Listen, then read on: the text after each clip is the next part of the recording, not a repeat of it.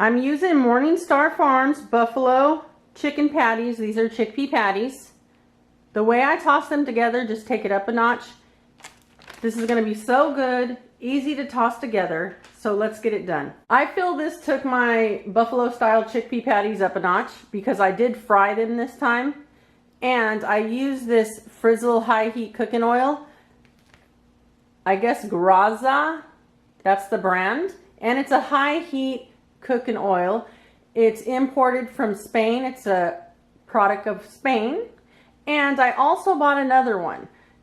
That's not for high heat cooking. It's actually for drizzle and dressings and stuff like that. And that's this one right here. Drizzle extra virgin olive oil. I bought this one and the Frizzle. There is another one that I am going to pick up next time I go to the grocery. I just thought I would share that because that's what I'm going to be frying my chick patties in. No toaster oven today. I'm also going to just sprinkle on a bit of this Montreal steak seasoning. And that's exactly what I did yesterday for dinner. I'm doing it again because it just tastes so good. I want to start with my bun. So I'm using whole wheat buns. Use whatever bun you like. But I do feel a bun is better than just bread for these.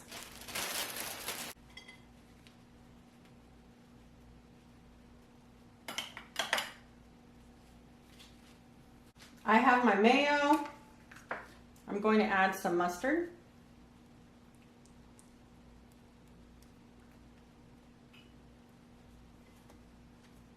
And just a bit of relish. I'm going to put that on this side. If a little bit of mustard gets on here, I really don't mind.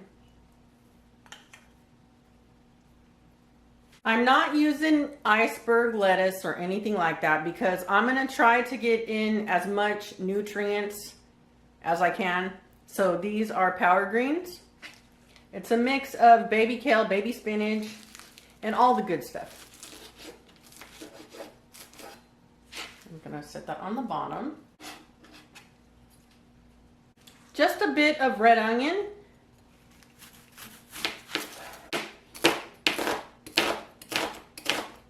I like to put it on the bottom with the power greens, but you could actually assemble your burger or your chickpea patty burger, whatever you want to call this, any way you like. I don't need all of this. I'm going to set this aside for another dish I'm going to be cooking for dinner tomorrow night, and I will be uploading that one also. So look forward to that. Now I'm going to slice my tomatoes.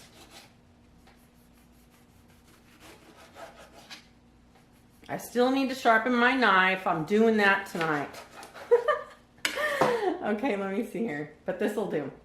Also, you could put your relish right on top of the patty after I melt my cheese, which I'm going to be using a cheese substitute. It's made from oat cream, I believe, or oat milk. And it's actually delicious. So that's something different I did that took it up a notch too. For some extra season, I'm going to go in with this ultimate garlic salt-free seasoning from Dash. And just put some on my tomatoes. Lightly sprinkle them with some fine sea salt. And the bun is ready.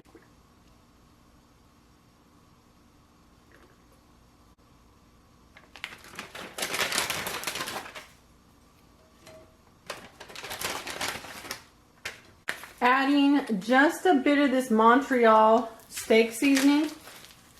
You could use it as a marinade or just sprinkle it on. That's what I did.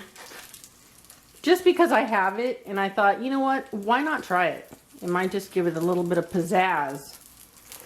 And I think it did. I don't know if I'm pronouncing this the correct way, but this is Daya dairy-free cheddar slices. And it melts. And it's made from oat cream. The reason why I picked this one, there is another one that I like that I will be sharing. They didn't have it at this grocery store. They have it at the other one. So next time I go to the other one, I'll pick it up. But this Daya oat cream dairy-free cheddar slices are really good. And the only reason why I chose this one is because The oat cream felt like a better choice because the other ones, when I read the back with all the soy in them and stuff like that, I just thought this one might be good. And guess what? It was. Not only my knife, but my spatula. These do not take long to cook up. Just kind of move them around in that oil. I'm only using one slice because that's all I need for myself, but you could just use, you know, one slice for each one. But this works out pretty good. And let's cover these babies. Nice and toasty with the melted cheese. Let's toss this together. It is going to be so good. Yes, this is going to be a double because it's my dinner.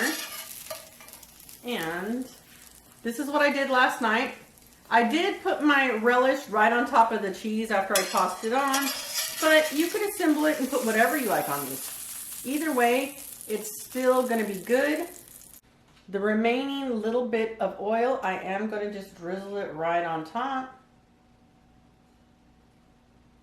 of that cheese and give it some extra flavor. This is my take on a doubled up, double patty, buffalo style chickpea burger. It tastes just like chicken to me, and it's delicious. Try this out. You're gonna love it.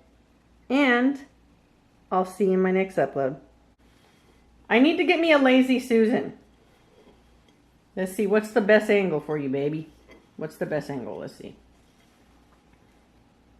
Leaving those onions that fell off on here for some garnish. Why not? Cracking a cold one open.